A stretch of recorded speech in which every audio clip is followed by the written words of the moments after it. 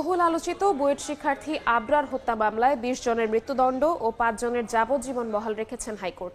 এই মুহূর্তে আদালত প্রাঙ্গণে আছেন সহকর্মী আমান নবী। সরাসরি যাচ্ছি তার কাছে। আমান,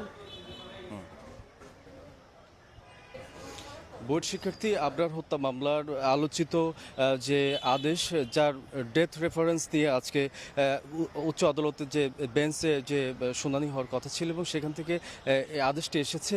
উচ্চ আদালতের যে আদেশটি ছিল ২০ জন আসামি, অর্থাৎ বুয়েট শিক্ষার্থী যে ২০ জন আবরার হত্যা মামলার আসামি ছিলেন তাদের প্রত্যেকের যে ফাঁসির আদেশ ছিল এবং ৫ জন আসামি যাবজ্জীবন কারাদণ্ডাদেশ ছিল, সেই আদেশটি কিন্তু উচ্চ আদালতে আজ বহাল রাখা হয়েছে।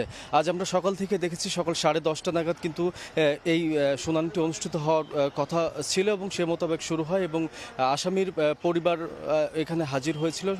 প্রায় ২৫ জন আসামি রয়েছে এবং সেই আসামিদের পরিবারের সদস্যরা কিন্তু আদালতে হাজির হয়েছিলেন। পাশাপাশি যে সমস্ত অন্যান্য পরিবার রয়েছে এই মামলার সাথে সংশ্লিষ্ট তারাও ছিলেন এবং আবরার ফাহাদের পরিবারের মধ্যে তার বাবা এসেছিলেন এবং তার ভাই কিন্তু এই আদালতের এজলাসে আমরা তাদের উপস্থিতি দেখতে পেয়েছি।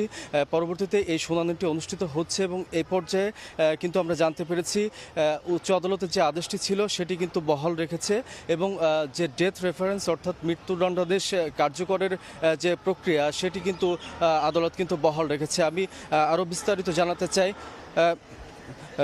জানাতে চাই আবরার ফাহাদ বুয়েটের ট্রিপলির শিক্ষার্থী ছিলেন এবং 2009 সালের আগস্ট মাসের 6 অক্টোবর রাতে তাকে কিন্তু নির্মমভাবে পেটানো হয় এবং পরবর্তীতে 7 অক্টোবর অর্থাৎ 6 অক্টোবর রাতেই কিন্তু তার মৃত্যু হয়।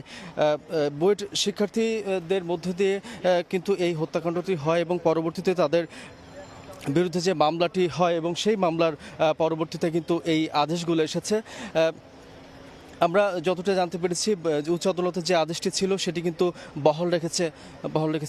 আমি এই মুহূর্তে বিস্তারিত জানার জন্য সহকর্মী আফজাল হোসেনের কাছে জানতে চাইব আদালত কি আদেশ রেখেছেন, আপনার কাছে বিস্তারিত জানতে চাই। না, আদালতের যে আদেশ, বিচারিক আদালত যে রায়টি দিয়েছিলেন 2021 সালের 8 ডিসেম্বর, এই মামলায় মোট 25 জন আসামি ছিল। 25 জন আসামির মধ্যে 20 জনকে মৃত্যুদণ্ড দিয়েছিলেন এবং 5 জনকে যাবজ্জীবন কারাদণ্ড দিয়েছেন।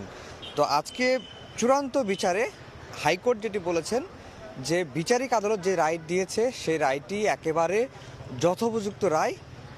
সেই কারণে আসামিদের পক্ষ থেকে যে খালাসের আবেদন করা হয়েছিল, জেলা আপিল করা হয়েছিল, সেই আপিলগুলো তিনি নামঞ্জুর করেছেন। একই সঙ্গে মৃত্যুদণ্ডের অনুমোদনের যে আপিল, অর্থাৎ যেটাকে আমরা ডেথ রেফারেন্স বলি, সেটি অ্যালাউ করেছেন। এর ফলে যেটি দাঁড়িয়েছে বিচারিক আদালতে 25 জনকে